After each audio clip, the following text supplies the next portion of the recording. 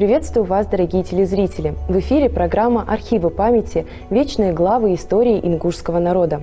В сегодняшнем выпуске мы поговорим о жизни и деятельности ингушского писателя и просветителя Османе Мурзабекове. А поделиться своими знаниями о судьбе этой личности гость программы Берснакол Газиков. Приветствую вас. Добрый день. Берснакол Джабраилович, что известно о жизни Османа Мурзабекова, в какой семье он вырос и какое образование получил? Говоря о Османе Тимуркулевиче Мурзабекове, надо сказать, что он оставил яркий след в истории нашего народа, тем более, что он в свое время записывал фольклор и оставил нам после себя большое количество записей, читая которых мы сегодня можем узнать многое из прошлого нашего народа. Надо сказать, что этот человек нас потряс. Почему? Потому что впервые мы обнаружили это имя в парижском журнале «Мусульманин», 1911 год. И вот, просматривая все эти журналы, мы обнаружили в этих журналах различные статьи. Вот видите, «Возрождение ингушей», следующее там «Старик Дамба» и ряд других публикаций. Это все на ингушском языке или? Нет, это на русском языке. Но и нас удивило то, что вот эти публикации, они подписаны Османом Мурзабековым, но указан город Еревань. Ну, было интересно, как же это Еревань. Оказывается, он, значит, родился здесь, в Ингушетии, в семье Тимурко Мурзабекова, это Обанхой. Вот, и их было 3 брата у отца: Осман, Мухтар и Исраил. Изучая эти материалы, мы, в конце концов, со своим коллегой, другом, журналистом Ахмедом Газиевым, мы познакомились с Азаматом Исраиловичем Мурзабековым, и вот нам было интересно узнать подробности жизни этого человека. Вот. И многое из того, что нам не доставало, то, что мы не знали, мы узнали из уст Азамата. Вот он рассказал какие-то подробности из его жизни. Поиск нас вел в разные места, в разные архивы. И вот в Владикавказе, в архиве, мы нашли его послужной список, вот, в котором дана более-менее полная его биографическая справка. Он был учителем. Вот, работал в школах здесь, в Владикавказе. Того, как он работал, значит, он позже поступил в Ереванскую учительскую семинарию, как раз в 1911 году. И уже будучи там, в Ереване, отправлял вот журнал «Мусульманин» публикации свои. Мы надеялись, что это публикация 1911 года. Но дело в том, что эти публикации должны были продолжиться в 1912 году. Но, к сожалению, в 2012 году журнал закрылся. Он закрылся, и поэтому мы недополучили, или, как сказать, не смогли узнать о других его публикациях. Но в своих вопросах он поднимает, с одной стороны, вопросы просвещения ингушей, о том, что нужно учиться, что люди хотят учиться, а также различные фольклорные материалы. Вот. И что касается фольклорных материалов, то уже позже мы обнаружили в архиве вот такое вот издание, как «Фольклор Азербайджана», 1930 год. И здесь в этом вот книге есть сказка, допустим, вот она называется «300 золотых». Вот, и здесь, видите, записано со слов Османа Мурзабекова. То есть, а позже уже мы, зная, что он публиковался в этих изданиях, а это издание, которое выходило под кураторством исследователя, литературоведа Субхан Вердиханова, мы в надежде, что, возможно, он публиковал еще большое количество материалов, в свое время обращались в Азербайджан, Баку, с просьбой найти рукописи собрания из коллекции Субхан Вердиханова. Но, к сожалению, ответ был отрицательный. Было сказано, что он был репрессирован, и материалы не сохранились. Но раз человек, который записывал, собиратель, это был Грен, это кавказовед, крупный исследователь, значит, он был с ним о каком-то контакте и ему передавал свои записи. Поэтому у нас здесь стоит задача такая, что необходимо еще работать, много работать, чтобы найти все остальные его записи, которые были. Я думаю, что тут будет успех, потому что Он обладал прекрасным слогом, он сам был учитель, умел писать. Вот. И такая была у нас судьба. Вот у нас большой интерес к этому человеку.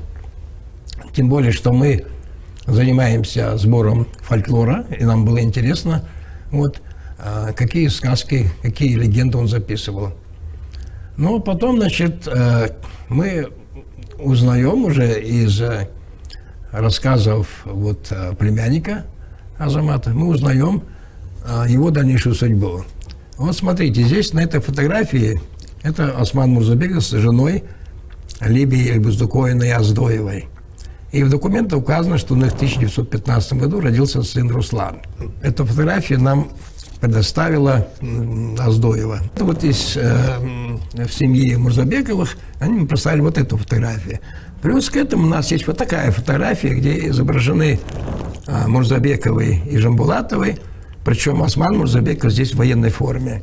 Когда началась Первая мировая война, значит, он оставляет учебу, преподавание и, значит, обучается в военном училище и идет на Первую мировую войну. И когда война закончилась, позже он оказывается в Баку, в Азербайджане. И там он был, значит, назначен на должность руководителя охраны азербайджанской железной дороги. Вот, и проработал там, и в это время он работал в одно время с Гудагудиевым, в это же время. О нем что известно? Со слов домашних, они рассказывают, что там, находясь в Баку, он был женат вторым браком на Фатиме Терегуловой. Он был знаком с Терегуловым, это была сестра его близкого знакомого. И дело в том, что, оказывается, Терегулу было 3 сестры. Одна вышла замуж за Узейра Гаджибекова, это классик азербайджанской литературы. Другая вышла замуж за Муслима Магомаева, это дед Муслима Магомаева. И третья, значит, вышла замуж за Османа Мурзабекова. И получается, что это 3 родственника. Вот. И когда мы были в Баку, мы посетили музей Гаджибекова, Узейра Гаджибекова, пытаясь что-то найти. Но, к сожалению, нам не удалось найти ничего об Османе Мурзабекове. Самое печальное то, что в 1920 году он был расстрелян. Вот. И нам неизвестно... По какой причине? По какой причине, нам неизвестно. Ну, дело в том, что раз он служил вот в Азербайджанской Демократической Республике, видимо, пришли на смену коммунисты, большевики, и, видимо, он расценивался как офицер Белой армии или императорской армии. Вот поэтому, видимо, мы не знаем подробностей, мы не знаем, когда, что и как. Поэтому мы ставим перед собой задачу найти эти материалы и надеемся найти их в Баку. Этот человек, мы о нем публиковали и материалы, вот, но нас не покидает надежда, что мы обнаружим как фольклорные его записи, так и вообще о его жизни другие материалы какие-либо. Мы думаем, что для этого нам нужно выехать, с одной стороны, в Баку, вот, возможно, и в Грузию. Ну, какие-то материалы мы находили в Владикавказе, здесь у нас. Поэтому эта фигура, которая часто упоминалась, часто ссылаются, потому что публикации, которые были в журнале «Мусульманин», они расходились по многим странам, вот, и он был достаточно известным. Главное, что имя его не забыто, вот, о нем помнят. Вот. Дело в том, что сохранились его потомки, они проживают в Ставропольском крае, вот, и нас не покидает надежда, конечно, как можно глубже проникнуть в историю и жизнь этого человека. И надеемся, что у нас будет успех в этом отношении. Хотелось бы, конечно, также сказать и о нем, что имя его не увековечено, о том, что нужно называть нашими видными сынами, именами их называть школы, улицы, потому что люди заслужили это. Нам же нужно просто архивистам, исследователям как можно глубже, больше работать, находить материалы и знакомить зрителей, читателей с их произведениями. Дело в том, что в последнее время интерес к истории у ингушского народа очень высокий. Многие интересуются прошлым, а вот записи фольклорные, они имеют очень большое значение. Почему? Потому что человек, когда он записывал, а это 1911 год и чуть раньше, в то время они записывали эти фольклор со слов наших глубоких стариков, в то время глубоко знавших и фольклор, и историю. Поэтому нам важны все те публикации, которые были в то время. И надеемся, что за подписью Османа Тимуркоевича Мурзабекова мы найдем еще ряд каких-то публикаций и потом поведаем об этом нашим зрителям. То есть это на сегодняшний день все то, что вы нашли, да, по его Да, это пока работам, то, что есть, да. Но этого вполне достаточно для исследователя, для того, чтобы продолжить поиски этих материалов, потому что когда ты уже знаешь, где человек жил, где работал, вот куда, потом перемещался по службе, уже есть определенные зацепки для того, чтобы искать. А мы знаем, что жизнь его завершилась в Баку, расстрел. А неизвестно, да, где он похоронен? Неизвестно, да. И мы надеемся, конечно, эти материалы обязательно должны быть в Баку, в бакинских архивах. И мы надеемся найти какие-то сведения. Конечно, мы хотим это знать, и нам надо это знать. И мы обязаны работать и узнать последние, дни жизни этого великого сына ингушского народа.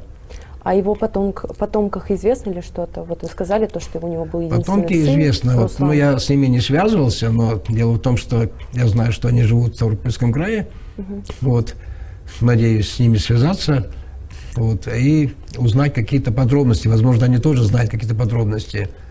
Хотя бы уже то, что нам от семьи предоставили эту замечательную фотографию, мы рады этой фотографии. Это Роза Тугановна Аздоева предоставила нам, мы благодарим ее. Дело в том, что фотографии, они украшают, и любые материалы, если нет фотографий, как-то они немного... Да, нет общего представления. Да. Но здесь в данном случае мы рады, что у нас есть это. Многие эти имена, о которых мы говорим, это заслуженные люди, это великие люди, это сыны ингушского народа. К сожалению, улицами в честь них не названы улицы, я имею в виду. Поэтому надо обратить на это внимание, просмотреть это все, список этих людей и воздать должное этим людям. Да, это меньше, что мы можем сегодня сделать. Это не только касается Гуда Гудиева, Османа Мурзабекова. У нас очень много достойных людей, которые любили свой народ, служили идеалам интернационализма. Как видите, были женаты даже на других представителях. То есть это люди, которые были открытые, их любили не только ингуши, но любили и другие представители других национальностей. Поэтому надо делать все, чтобы имена этих наших сынов, они звучали в названиях улиц, по крайней мере. Почему? Потому что, если улица названа, это уже, Это обращает внимание, да? Обращает внимание, и потом уже легче говорить об этих людях. Поэтому надо эту работу продолжать. Берснак Джабраилович, мы, в свою очередь, желаем вам больших успехов. Благодарим вас за увлекательный рассказ. Спасибо, что пришли. Спасибо. Наше путешествие по страницам истории подошло к концу. Спасибо, что были с нами. Это были архивы памяти, вечные главы истории ингушского народа. До новых встреч!